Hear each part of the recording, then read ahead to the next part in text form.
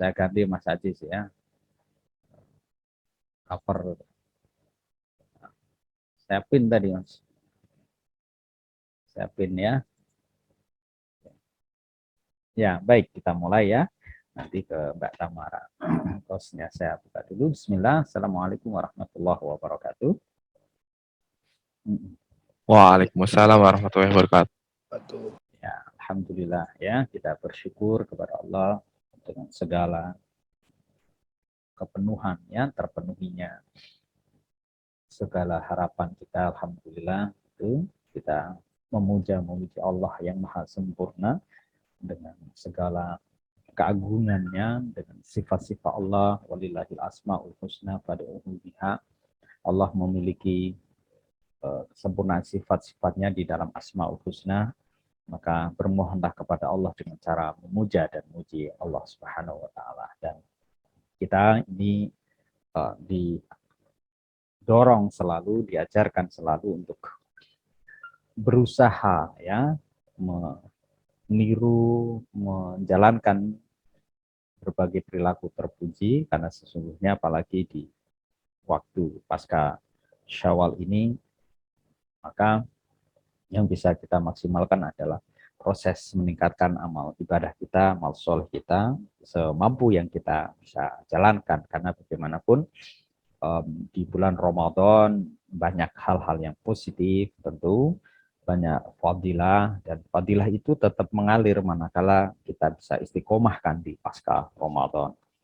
Karena man shoma Ramadan imanan wa ihtisaban, kuncinya di iman dan ihtisab, maka itu yang kemudian kita yakini ya di dalam perkembangan selanjutnya, seperti Mas Eli Nurmansyah, ya Mbak Nisha Rosyada, dan juga teman-teman yang lain, Mas David, Mbak Tamara. Apa yang bisa kita maksimalkan adalah amalan-amalan baik di Ramadan. Itu puasa wajib bisa kita kembangkan, istiqomahkan menjadi amalan puasa sunnah. Bagi yang masih belum Syawal, dituntaskan. Bagi yang musafir terus ya nanti Syawalnya qodoknya di luar Syawal ya. Bagi yang kemudian terbiasa dengan qiyamul lail yang ada tarawihnya juga bagian dari amalan Ramadan, kita istiqomahkan dengan sholat hajah setelahnya, begitu ya. Dan juga amalan positif lain di bulan Ramadan termasuk adalah menunaikan kewajiban giving, memberi ada yang wajib, ada yang sunnah. Zakat wajib, yang sunnah itu yang lebih banyak gitu. Nah, yang wajib hanya 2,5%, yang sunnah seperti wakaf, sedekah, infak, ya, hibah, hadiah, ya, itu menjadi satu hal yang lebih banyak di dalam konsep konstruksi hukum Islam. Gitu. Maka itu yang sesungguhnya bisa lebih dimaksimalkan. Kesempatan ini kita pagi akan membahas tentang pengelolaan wakaf itu, dan wakaf di dalam konstruksi tadi giving di dalam Islam, atau lebih sering disebut dengan Islamic philanthropy, itu masuk di dalam konsep yang sunnah, tidak yang wajib itu. Tapi percayalah, di beberapa dalil yang disampaikan oleh Rasulullah, betapa orang-orang itu takarrub kepada Allah itu melalui yang sunnah. Kalau mau yang lebih fudul, lebih utama, karena yang wajib itu standar. Jadi Mas Aziz sebagai muslim yang biasa, ya wajarlah kalau sholat 5 waktu. Mas Eli Normansa, ya wajar kalau bayar zakat, karena sudah wajib zakat, walaupun belum nikah. Ya, atau Mbak Tamara yang kemudian juga misalnya masih mahasiswa, sudah jualan online, ya, sudah memiliki profit, untung, maka ya wajib zakat. Karena zakat itu yang penting salah satu syaratnya dia sudah balik, kecuali zakat fitrah. Sekalipun belum balik atau balighah, dia tidak memandang itu tetap wajib di zakat fitrah. Nah, apa yang menjadi hikmah diantaranya adalah wasilah, turuk, taqarrub ilallah itu sangat banyak sekali. Kalau dimensi yang lain, ubudiyah yang mahdoh seperti sholat, seperti lalu puasa, itu kembali back to ourselves. But especially for zakah, wakaf, sedekah, giving, itu ada dimensi sosial yang lebih, karena dia tidak hanya pada distribusi yang kembali internali kepada muslim itu, tapi juga secara eksternali dia membantu memberikan satu dampak-dampak pengelolaan. Dampak pengelolaan nanti insya Allah next bahasan ya. Nanti kita belum putuskan Kamis depan itu bisa tetap libur atau kemudian tetap masuk sekalipun tanggal merah, karena merahnya adalah merahnya Waisak ya. Tanggal Isa Al-Masih ya, Waisak yang kemarin ya, kenaikan Isa Al-Masih. Ini memang luar biasa ini bulan Mei ini. Jadi kita lihat ada hari buruh tanggal 1 Mei pas hari Ahad, tidak berdampak. 2 Mei itu Idul Fitri, ya kan? 3 Mei itu cuti bersama, 16 hari Waisak, 26 Isa Al-Masih gitu. Jadi menumpuk ya. Itu perlu disyukuri.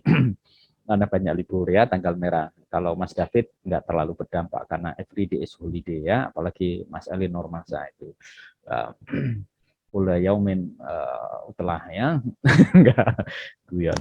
Jadi teman-teman sekalian, Mbak Nisa ya, Mas Fawas, Mbak Sisti dan yang lainnya, poinnya adalah apa yang kemudian kita akan bahas, bagaimana lembaga pengembangan wakaf itu pada sisi pengelolaan. Dulu mengingatkan di awal, pada filantropi ini pasca UTS ya, saya ingatkan ada dimensi yang kemudian di ekonomi itu ada bagaimana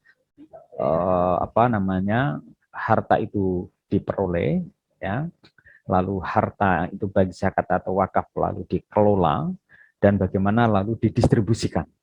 Nah, ini sesungguhnya kalau di dalam fikih muamalah yang pernah teman-teman kaji atau akan didalami lagi, itu masuk ke dalam wilayah yang mikro diri sendiri ataupun yang makro. Seperti itu, apa maksudnya Mbak Nisa seperti ini.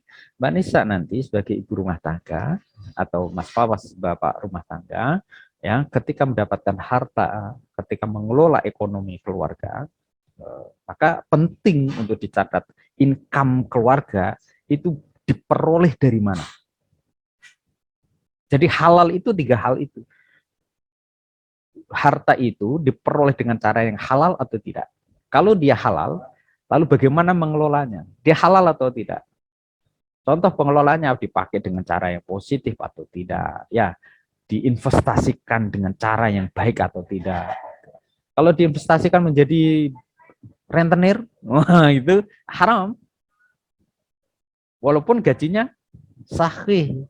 Sumbernya Mbak Nisa misalnya dari jualan, gitu. Tapi lalu dikembangkan lagi melalui ribawi.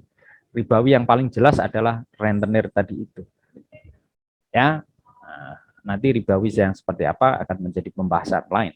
Lalu yang ketiga adalah bagaimana income yang sudah dikelola dari investasi tadi itu, dari jualan lalu diinvestasikan, bagaimana lalu dibelanjakan. Jadi kalau mau membazirkan, Mas Eli misalnya di bulan Ramadan dapat halal dari THR gitu ya, atau dari amplop-amplop Pak Budinya gitu, ya, lalu disimpan atau kemudian dibelikan kambing, bebek, ayam, tapi hasil dari penjualan dipakai untuk nongkrong-nongkrong, ngeganggu di kafe-kafe yang kemudian di situ ada unsur-unsur perzinahan, ya, lalu dipakai untuk poya-poya membazirkan, itu menjadi haram. Jadi ketiga alur itu mesti halal. Bagaimana memperolehnya, bagaimana mengelolanya, dan bagaimana mendistribusikannya. Ini nanti di terakhir ya, bagaimana kemudian pengelolaan ekonomi itu basis syariah kira-kira ke sana. Ya. Ini membantu kelompok awal ini mengkonstruksikan. Lalu bagaimana dengan wakaf? Zakat, ya mesti harus di-fundraisingkan dengan baik. Yang sebelumnya kita sudah membahas bagaimana fundraising tentang zakat dan bagaimana lalu harus dikelola. Nah, pengelolaan dari wakaf inilah yang lalu menjadi penting. Jangan sampai kemudian Mas Eli, Mbak Ayu, ya Mas Itmamul Haq menjadi seorang nazir, dikasih kemudian kepercayaan, mangkrak. Nah, itu enggak boleh itu. Bahkan nanti pada kategori tertentu boleh dicabut wakaf itu. Oleh siapa? oleh wakif yang memberikan wakaf. Kalau dinilai tanah yang dipercayakan, bangunan yang dipercayakan, uang wakaf yang dipercayakan, itu tidak dikelola dengan baik. Ya, nah untuk lebih lanjut kita simak dulu ya uraian dari teman-teman kelompok 4 ini. Nanti insya Allah kita berdiskusikan dan saya tambahkan beberapa uraian penting lainnya. Begitu ya. Dan sebelumnya saya terima kasih ya, thank you very much juga. Sekalipun mungkin ada beberapa kelompok ini yang tidak bisa hadir di presentasi karena lagi perjalanan. Saya juga tidak tahu perjalanan ini, tentu teman-teman variatif ya, ada yang ke Jogja, ada yang ke Semarang, atau kemudian sedang proses karena persiapan, beberapa ada yang online, beberapa yang offline begitu ya. Di beberapa saya tanya syariah masih banyak yang pakai offline ya, tentu seperti Mas Eli dan yang lainnya lebih senang itu ya dengan online karena memakai konsep prinsip ekonomi ya, memperoleh yang banyak dengan modal yang lebih sedikit gitu ya. Memperoleh ilmu yang banyak dengan cara tetap berdiam diri ya Mbak Nisa ya. Mbak Nisa kan sebentar lagi sudah ke Semarang insya Allah. Baik, saya kira ini awal prolognya. Saya kasih hostnya ke Mbak Tamara. Oke. Aina Tamara.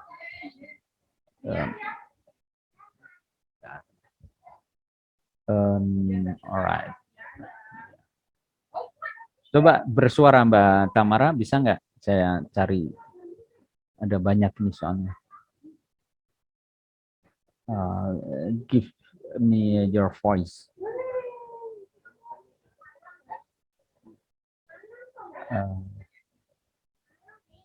Mana Mbak Tamara? Untuk saya jadikan hostnya.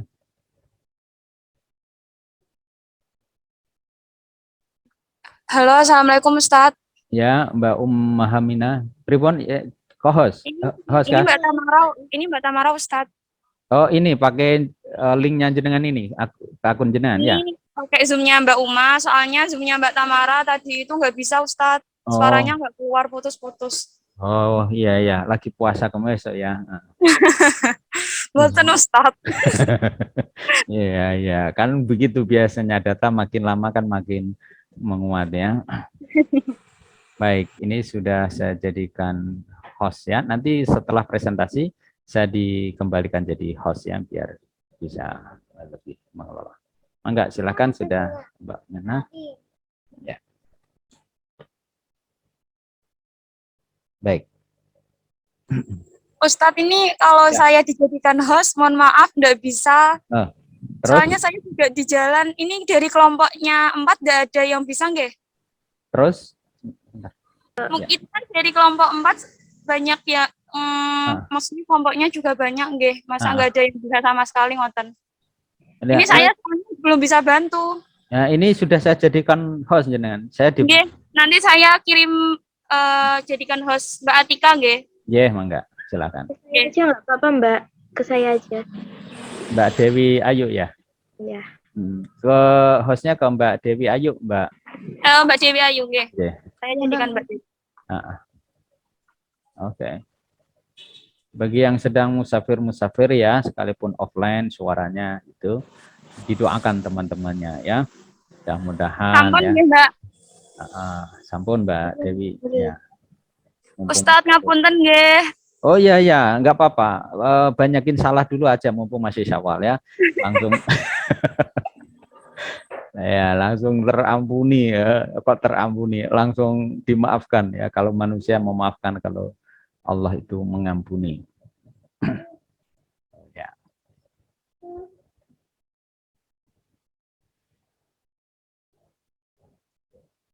Ini lewat HP atau lewat apa, Mbak Dewi?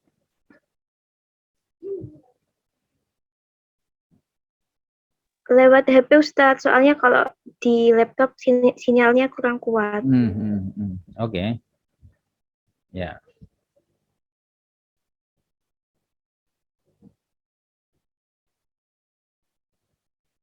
Miring ya, Mbak? Oke, good. Ada Mbak Dewi, Mbak Atika, Nailu Asyifa Munifatullah. Istiqomah, Mbak Anggun, Mas David ya. Ada Mas David, Mas Zulfikar, sama Mbak Siti. Enggak, silahkan. Terima kasih Ustadz. Enggak, ya. Suaranya mungkin agak dinaikkan dikit. Nggih. Assalamualaikum warahmatullahi wabarakatuh. Waalaikumsalam warahmatullahi wabarakatuh. Yang terhormat Ustadz Zainur Rasyid selaku dosen pengampu mata kuliah Hukum Zakat dan Wakaf di Indonesia. Tak lupa kepada teman-teman yang saya banggakan. Perkenalkan, saya Istiqomah sebagai moderator yang akan memandu jalannya presentasi dan diskusi kali ini. Hari ini yang bertugas melakukan presentasi yaitu dari kelompok 4 dengan materi potensi wakaf dan ragam pengembangan tata pengelolaannya oleh lembaga-lembaga pengelola wakaf di Indonesia. Sebelumnya, saya perkenalkan terlebih dahulu anggota kelompok. Ada Mbak Dewi Ayu Fatmawati, Mbak Atika Nur Mahmudah, Mbak Nailul Asfia, saya sendiri, Anggun Sulistiawati, David Tri Atmaja, Muhammad Zulfikar, dan Sisti Rizka Malina. Adapun rangkaian presentasi kali ini yaitu yang pertama sesi pembukaan, yang kedua yaitu sesi presentasi, sesi tanya jawab, sesi masukan dari dosen pengampu mata kuliah, dan sesi penutup. Mari kita buka presentasi ini dengan bacaan basmalah bersama. Bismillahirrahmanirrahim. Langsung saja kita masuk ke penyampaian materi. Yang pertama, materi akan disampaikan oleh Saudari Nailul Asfia. Kepadanya saya persilakan. Baik, terima kasih. Langsung saja kita membahas materi yang pertama, yaitu pengertian wakaf. Wakaf berasal dari bahasa Arab, yaitu waqafa, yang artinya berhenti, menahan, diam di tempat, atau tetap berdiri. Kata waqafa yaqifu waqfan artinya sama dengan seperti habasa yahbisu tahbisan. Kata al-waqf dalam bahasa Arab mengandung beberapa pengertian, yaitu menahan harta untuk diwakafkan, tidak dipindah milikkan. Menurut istilah, terdapat perbedaan pendapat di kalangan ulama. Wakaf menurut ulama madhab dan KHI. Yang pertama yaitu menurut Imam Abu Hanifah. Wakaf berarti menahan suatu benda yang secara hukum tetap milik wakif dalam rangka mempergunakan manfaatnya untuk hal-hal kebajikan. Yang kedua, menurut madhab Maliki, yaitu wakaf itu tidak melepas harta yang diwakafkan dari orang yang berwakaf atau disebut wakif. Tetapi wakaf tersebut mencegah si wakif untuk melakukan perbuatan yang bisa melepaskan kepemilikannya atas harta wakafnya kepada orang lain. Selain itu, si wakif berkewajiban menyedekahkan manfaat dari harta wakaf dan wakif tidak boleh menarik kembali harta yang telah diwakafkan. Yang ketiga yaitu menurut madhab Syafi'i dan Ahmad bin Hambal. Imam Syafi'i dan Ahmad bin Hambal mendefinisikan wakaf adalah melepaskan harta yang diwakafkan dari kepemilikannya atau wakif setelah sempurnanya akad wakaf. Selanjutnya yaitu menurut jumhur ulama. Dalam jumhur ulama termasuk ulama Syafi'iyah dan ulama Hambaliyah, Imam Abu Yusuf dan Muhammad bin Hasan Asy-Syaibani yang dijelaskan oleh Profesor Dr. Andes Haji Asmun Abdurrahman dalam majelis tajrih Muhammadiyah bahwa wakaf merupakan kegiatan menahan hak orang yang berwakaf atau disebut dengan wakif terhadap hartanya yang telah diwakafkan dengan tetapnya benda itu untuk dimanfaatkan bagi kepentingan umum dan kebaikan dalam rangka mendekatkan diri kepada Sang Pencipta. Yang terakhir yaitu kompilasi hukum Islam atau biasa disebut dengan KHI. Di dalam KHI, wakaf adalah perbuatan seseorang atau sekelompok orang atau badan hukum yang memisahkan sebagian harta darinya dan melembagakan untuk kepentingan ibadah atau untuk keperluan sosial yang sesuai dengan ajaran Islam. Selanjutnya akan dibacakan oleh Mbak Dewi. Terima kasih. Terima kasih Mbak Nailul. Kepada Mbak Dewi, saya persilakan.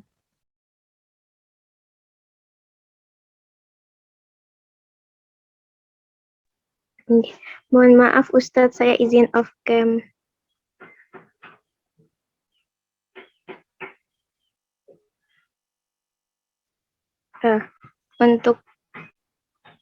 Untuk yang selanjutnya adalah tentang dasar hukum wakaf.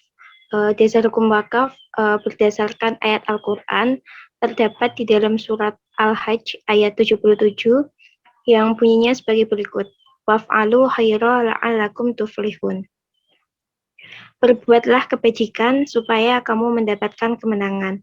Yang kedua dari hadis yang diriwayatkan oleh Al-Bukhari, Ahmad, dan Al-Nasai yang bunyinya sebagai berikut. Qala Rasulullah Shallallahu Alaihi Wasallam, manih tabasa farasan fi sabilillahi imanan billahi wa tasdiqan limaudihi kana shibauhu wariyuhu wa bauluhu wa rawthuhu hasanatin fi mizanihi yaumal qiyam. Yang artinya Rasulullah Shallallahu Alaihi Wasallam bersabda, barang siapa yang mewakafkan kuda untuk jihad sabilillah karena didasari iman dan membenarkan janjinya, maka makanan, minuman, kencing, dan kotoran kuda tersebut akan berubah menjadi amal baiknya pada di hari kiamat. Wakaf juga pernah dilakukan oleh sahabat Ansor, yaitu 80 sahabat Ansor, semuanya mewakafkan hartanya. Dan menurut Ibnu Hazm juga wakaf para sahabat di Madinah lebih dikenal daripada matahari dan tidak seorang pun yang tidak mengetahuinya. Dalam Senden. Untuk selanjutnya akan disampaikan, saya kembalikan. Terima kasih Mbak Dewi. Selanjutnya materi akan disampaikan oleh Mbak Atika. Kepadanya saya persilakan. Baik, terima kasih. Saya lanjutkan untuk materi selanjutnya, yaitu potensi wakaf. Wakaf merupakan salah satu dana filantropi Islam yang memiliki potensi besar untuk kesejahteraan negara. Potensi tersebut akan efektif jika pengelolaannya dilaksanakan dengan serius, dan potensi tersebut akan menjadi angan-angan jika dikelola dengan tidak serius. Indonesia tergolong negara yang memiliki potensi wakaf terbesar. Hal ini dikarenakan jumlah penduduknya yang mayoritas Muslim. Menurut data Kementerian Agama Republik Indonesia, Indonesia memiliki luas tanah wakaf sebesar 48.812,62 hektar yang berada di 348.916 titik. Luas tanah wakaf. Adapun penggunaan tanah wakaf yaitu sebanyak 44,99% digunakan untuk masjid, 28,23% itu digunakan untuk musola, 10,59% digunakan untuk sekolah, 8,40% digunakan untuk sosial lainnya, 4,59% digunakan untuk makam, dan 3,21% digunakan untuk pesantren. Selanjutnya yaitu materi tentang kontribusi wakaf dalam mengurangi kemiskinan. Dana wakaf yang dikelola dengan baik akan menghasilkan manfaat yang besar bagi kesejahteraan masyarakat. Kemanfaatan yang diperoleh dari dana wakaf kemudian digunakan untuk mengurangi kemiskinan di suatu daerah. Nah, dalam mengurangi kemiskinan, salah satu jalannya adalah mengurangi dengan memenuhi kebutuhan masyarakat. Hal ini disebutkan dalam Quran Surah Yusuf ayat 47-48. Ayat tersebut menegaskan bahwa manusia perlu mempersiapkan kondisi sulit dalam memenuhi kebutuhannya, sehingga perlu adanya penyimpanan makanan pokok untuk kedepannya. Dengan adanya kondisi seperti ini, maka pemerintah dan stakeholder yang ada perlu mempersiapkan arahan dan kebijakan untuk menanggulangi ketika terjadi demikian atau untuk mengurangi kemiskinan yang terjadi seperti sekarang ini. Salah satu langkah untuk mempersiapkan hal itu adalah dengan pengelolaan dan wakaf produktif. Hasil dari dana wakaf tersebut kemudian untuk mengurangi kemiskinan dengan memaksimalkan kebutuhan masyarakat secara umum. Nah, ini diharapkan angka kemiskinan dapat berkurang dengan cara memenuhi kebutuhan pokok masyarakat yang bersumber dari hasil dana wakaf.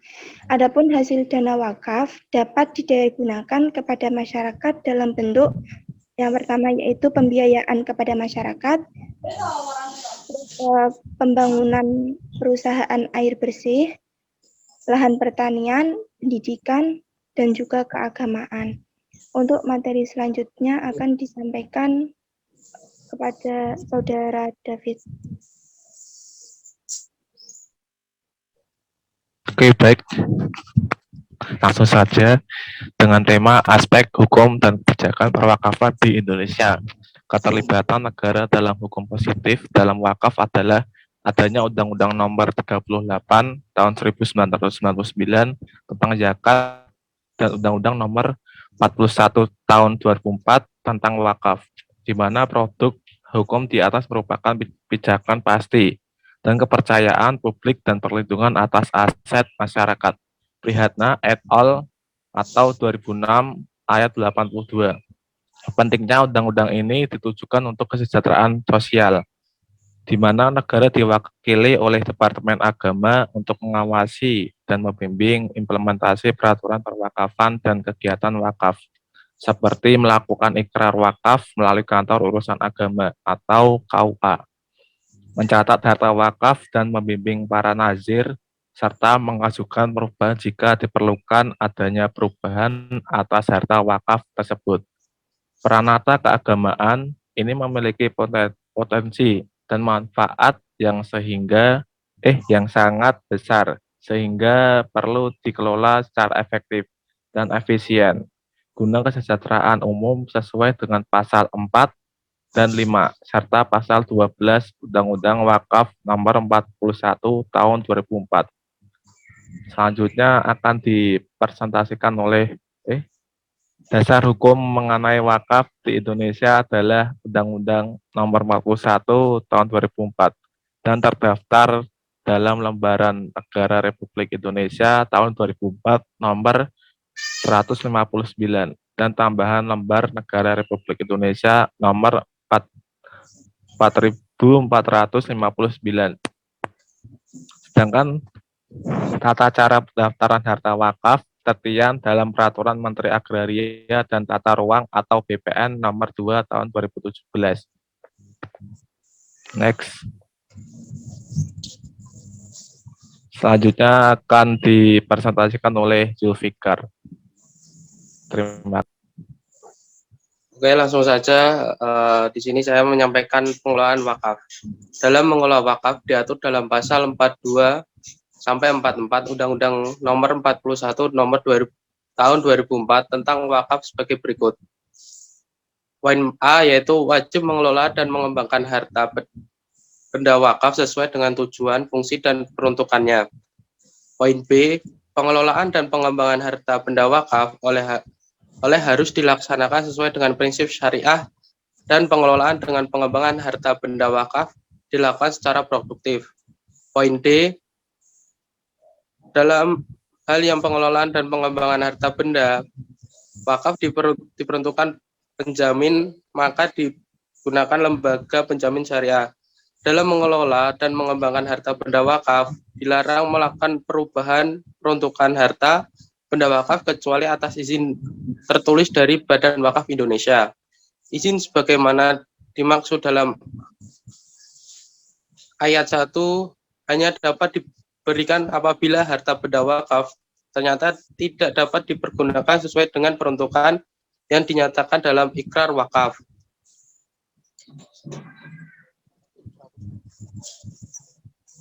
Selanjutnya yaitu tata kelola nazir dan aktuabilitas.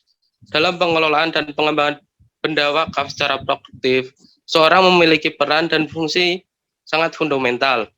Oleh karena itu, seorang harus memiliki integritas profesional dalam mengelola dan mengembangkan benda wakaf. Dengan demikian, seorang dituntut untuk memiliki keahlian dalam berbagai bidang keilmuan. Di antaranya, seorang memiliki ahli dalam bidang hukum positif dan hukum Islam tentang perwakafan, ahli dalam bidang bisnis dan ekonomi syariah, serta memiliki kemampuan manajemen yang baik selain harus memenuhi beberapa syarat yang telah ditetapkan dalam undang-undang. Ada 5 prinsip yang terkandung dalam tata kelola perusahaan yang baik, yaitu yang pertama, transmisi, actuability, responsibility, independensi, dan fairness, yang biasanya diakromkan menjadi tarif.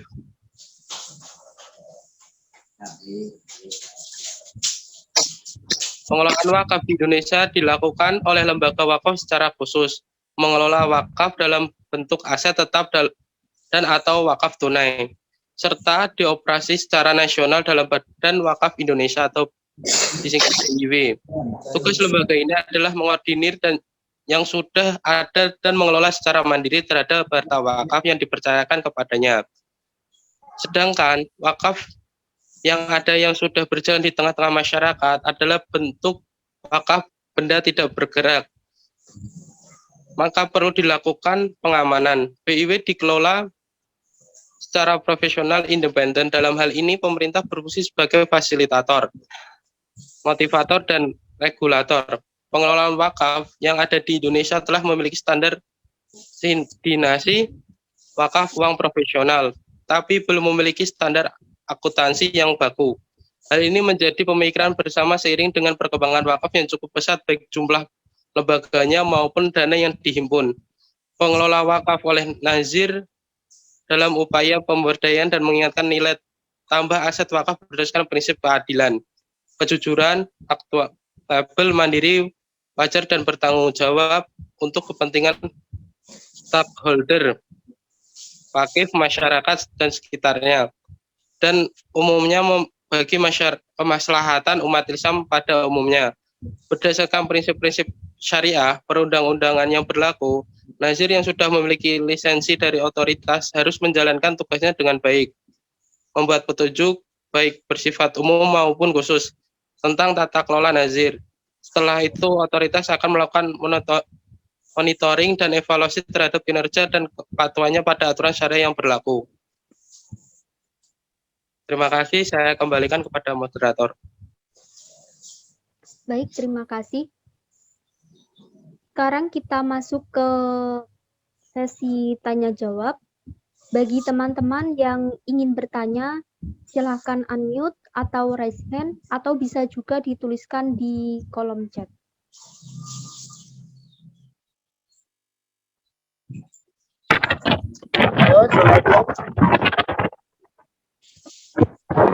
Waalaikumsalam. Izin bertanya, nggih. Terima kasih. Pertanyaan saya begini, Mbak. Mungkin ada gambarannya dulu lah. Misal ada seseorang itu dalam hidupnya mempunyai harta banyak, berlimpah-limpah. Terus orang tersebut mewakafkan seluruh hartanya kepada kepentingan umat, istilahnya gitulah. Tetapi di sisi lain, orang tua tersebut mempunyai tanggungan, yaitu berupa keluarga. Itu pertanyaannya, apakah ada perbedaan ataupun persamaan pendapat hukum dari keempat mazhab, mungkin dari Syafi'iyah, Malikiyah, Hanabilah, ataupun dan lainnya lah. Pokoknya itu keempat imam madzhab itu. Terus yang pertanyaan kedua, bolehkah tanah yang diwakafkan itu ke depannya dikembangkan untuk akad sewa menyewa? Mungkin dari itu yang bisa saya sampaikan. Terima kasih.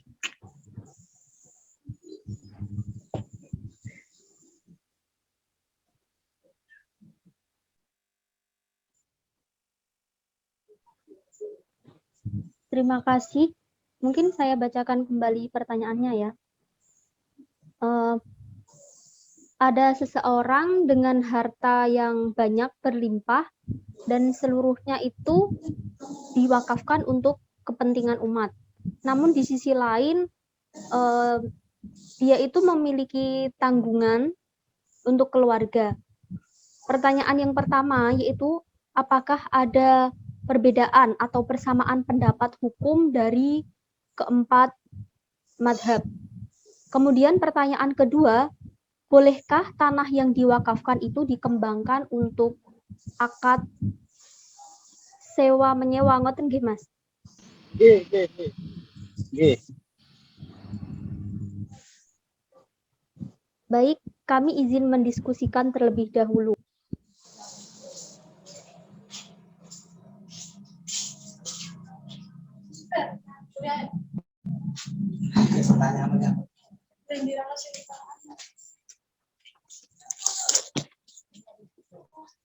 Wes sak lebar.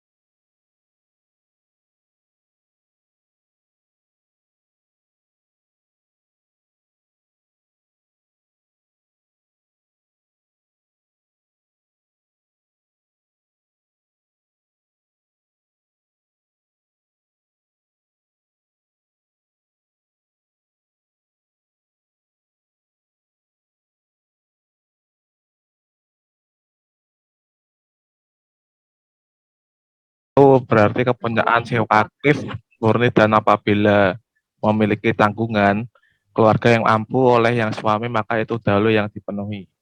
Karena ini merupakan kewajiban sang suami dan wakaf ini adalah ditujukan bagi mereka yang memiliki harta lebih dan ditujukan untuk umat dengan tujuan dan kepentingan bahkan manfaat yang lebih bisa dirasakan oleh masyarakat luas. Dan semua madhab sepakat akan hal itu. Mungkin cukup itu Mas Abdul Aziz. Apabila ada kurangannya, mohon maaf. Sekian, terima kasih. Baik. Yang kedua akan dijawab oleh Mbak Dewi. Ya, terima kasih atas waktunya. Izin menjawab, apabila ada kesalahan nanti mohon koreksinya ya Ustadz. Ya.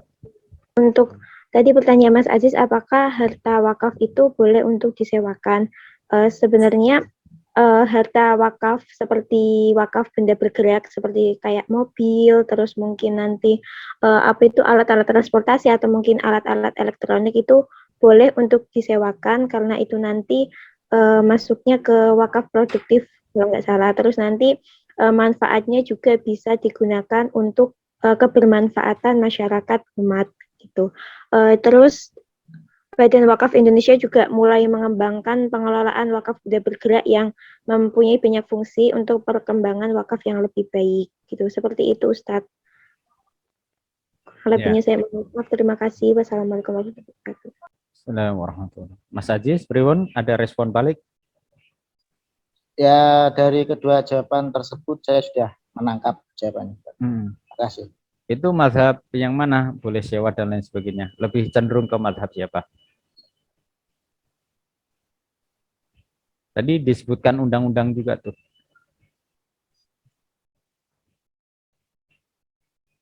nanti memang ada bahasan ya lebih dalam di undang-undang. Pripun, Mbak? Tadi belum disebutkan dari mazhab siapa Ustadz. Baru dari BWI yang mengembangkan potensi wakaf benda bergerak seperti uang, alat-alat transportasi, dan mungkin teknologi gitu Ustadz. Boleh ya? Ya. Oke.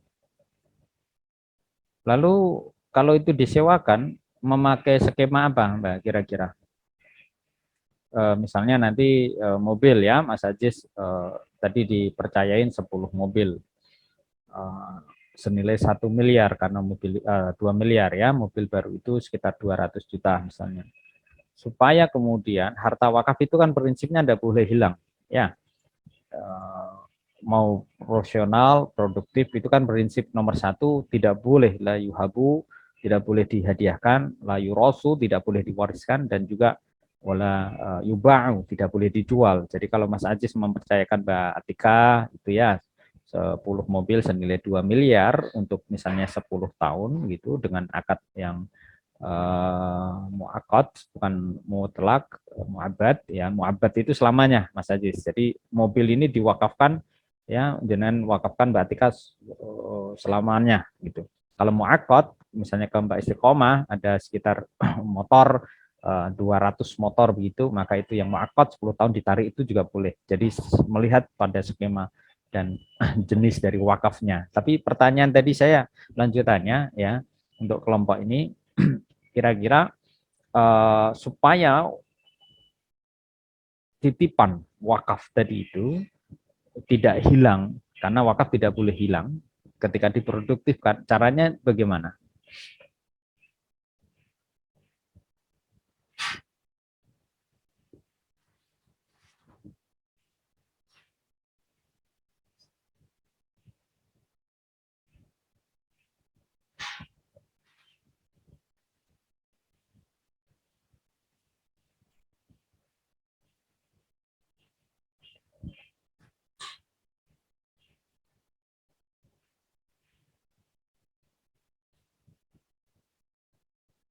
Izin menjawab Ustadz.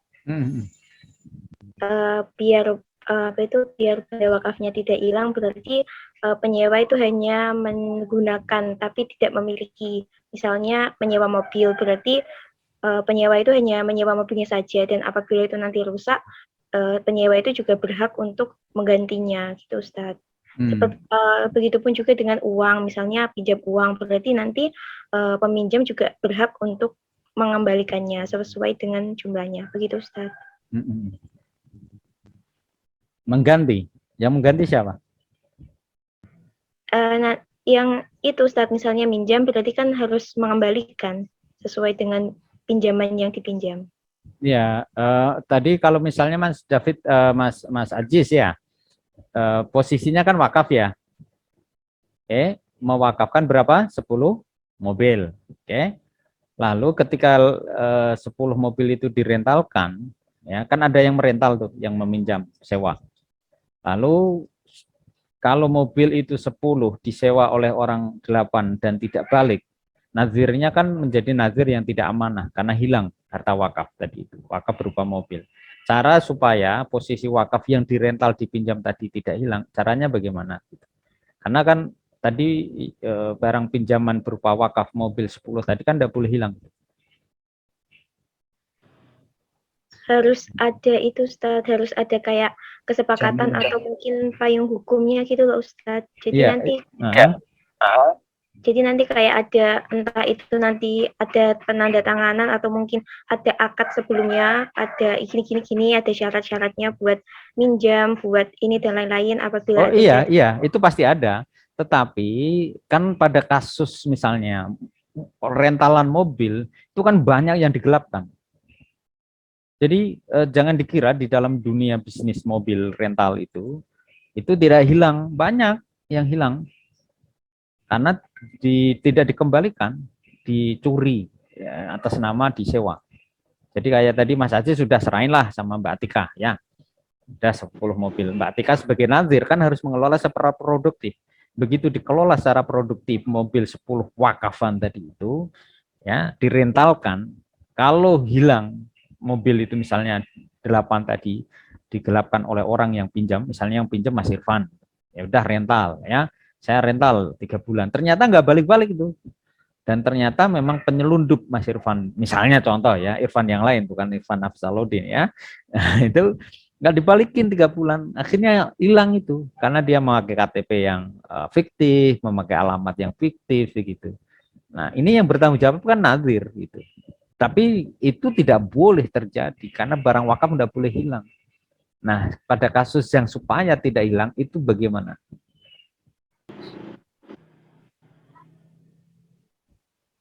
Izin masuk saat itu mobilnya ada apa namanya sensornya atau enggak?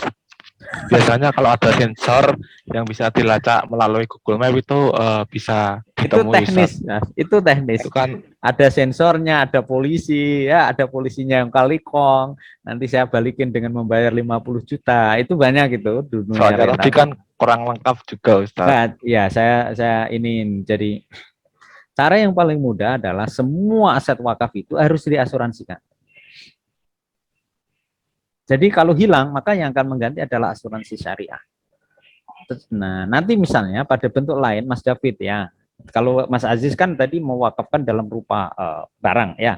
Kalau Mas David dalam rupa 2 miliar cash wakaf. Wakaf itu kalau dikelola untuk pengelolaan properti ya, lalu dikembangkan untuk apa? Propertinya lalu bangkrut gimana? Hilang dong 2 miliar, ya kan? Nah, maka wakaf uangnya itu harus diasuransikan. Biasanya bank syariah yang mengelola. Maka nanti kalau propertinya rugi, uang syariahnya ini, uang wakafnya tidak akan hilang. Gitu. Jadi kalau Mas Aziz tadi 10 rentalan mobil, Mbak Atika yang mengelola, lalu ada penyelundup dan diselundupkan 10 atau 8 tadi itu, maka nanti ada asuransi kehilangan mobil secara penuh, all risk assurance based on syariah. Karena wakaf harus semuanya based on bank syariah gitu.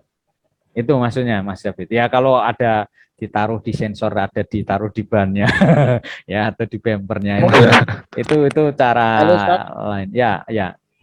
Gimana Mas David? Mungkin kalau kayak akad sebelumnya itu dikasih kayak jaminan pripun ya Ustaz? Jaminan pripun? Masa jaminan yang ya misal kayak rental mobil itu mungkin penyewanya bisa orang yang menyewa itu bisa menyediakan jaminan yang harganya mungkin lebih atau sepadan dengan harga mobil tersebut itu. Nah, saya mau rental ya saya akan memilih rentalan lain. Saya mau rental itu kan orang minjem meninggalin KTP ya, tidak ninggalin sertifikat. Kalau ninggalin sertifikat itu ke bank. Ya, saya mau syawalan nih, mau rental mobil ya, taruhlah Innova lah atau apa Hyundai apa gitu ya. Mana Pak sertifikat tanahnya? Wah, orang situ rental aku Mas. Sertifikatku tak ada sok leasing wae untuk mobil anyar gitu. Ya, jadi memang risiko dari rentalan itu begitu. Ya, ada yang hilang dan sebagainya. Bahkan ada bukan teman lah jamaah kita itu, dia sudah sampai mobilnya itu ada 20. Ya tidak berbasis syariah memang dan tidak berbasis wakaf. Lalu ada sekitar 3 mobil yang hilang. Dan yang unik adalah ada oknumnya. Maaf ya, oknumnya ini bukan main-main ya, yang di bagian penegak hukum sendiri dan menemukan, Pak, ini kami temukan 3 mobil Anda. Tapi 1 mobil untuk kembali ke jenengan, Anda menyediakan duit 15 juta. Tapi bagi rentalan 15 juta itu lebih murah daripada dia mobilnya senilai 200 juta. Ya betul ada asuransinya, tapi asuransi yang tidak all risk tadi itu yang di rentalan. Ya, asuransi kerusakan nanti bayar 300 itu akan dibenahin gitu. Nah, itu akhirnya ya rugi karena par rentalan itu berdasarkan dia juga ambil dari leasing.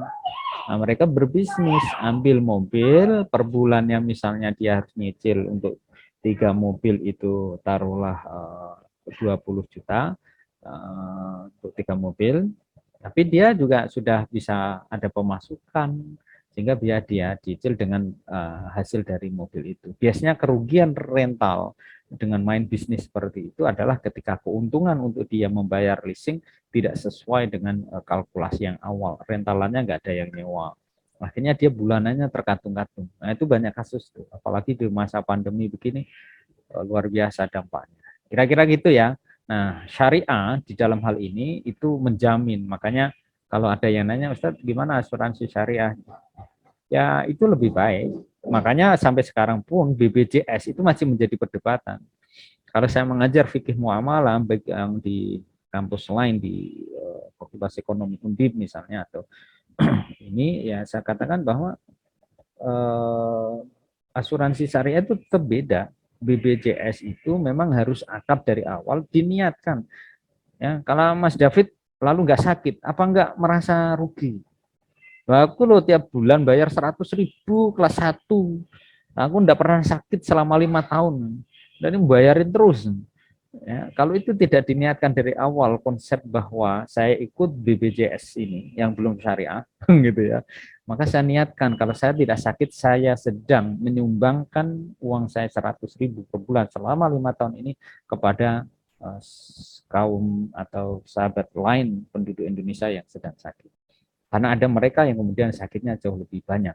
Dia bayar 100.000 per bulan, tapi ada yang kemudian dia berobat sampai 50 juta dan seterusnya. Nah, gitu. Nah, bank asuransi syariah itu sesungguhnya ada di sana juga. Nah, ketika rentalan nanti mengelola dari aset-aset wakaf, ya, baik itu BWI ataupun dia nazir personal, misalnya Mas David nanti dapat kepercayaan ya, mobil sebagai nazir pribadi 100 mobil itu direntalkan luar biasa. Kita kan belum tahu, iya, mobil-mobilan atau mobil sungguhan kan belum tahu. Iya, tapi pening juga ngelolanya, tapi lebih pening lagi kalau nggak ada yang dikelola gitu. Ini selalu saya katakan ada asisten. Iya, asistennya nek duwite lumayan ya. Nek ora gelem ya asistennya biasanya melotrok ide-ide itu. Jadi tadi itu yang bos rental ya akhirnya susah itu karena banyak penyelundup dari asistennya sendiri. Jadi mencari orang yang dipercaya itu harga mahal sekarang ya. Dan saya berharap teman-teman sekalian ya yang syariah ini khususnya gitu integritas that's very expensive point. Jadi membangun integritas, loyalitas, kejujuran, trust itu harga mahal. Ya, lebih baik banyak dan bisa dipercaya daripada sedikit tapi mengkhianati. Ya, dipercaya tapi kemudian sering ngurangin uang saku dan sebagainya itu di bagian kerja tertentu itu tidak baik. Baik, ini teman-teman ada yang offline ya, langsung di kelas ya, sudah mau masuk ya? Oke. Baik, kalau sudah mau masuk karena 10.40 ya masuknya ya Mas David ya. Terima kasih ya sudah hadir di sini. Nanti Mbak Istiqomah dan lain sebagainya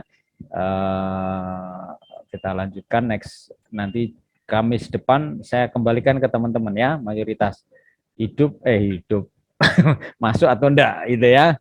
Hidup dan mati. Nah, hidup dan mati artinya tanggal itu dihidupkan atau dimatikan untuk tidak kuliah gitu.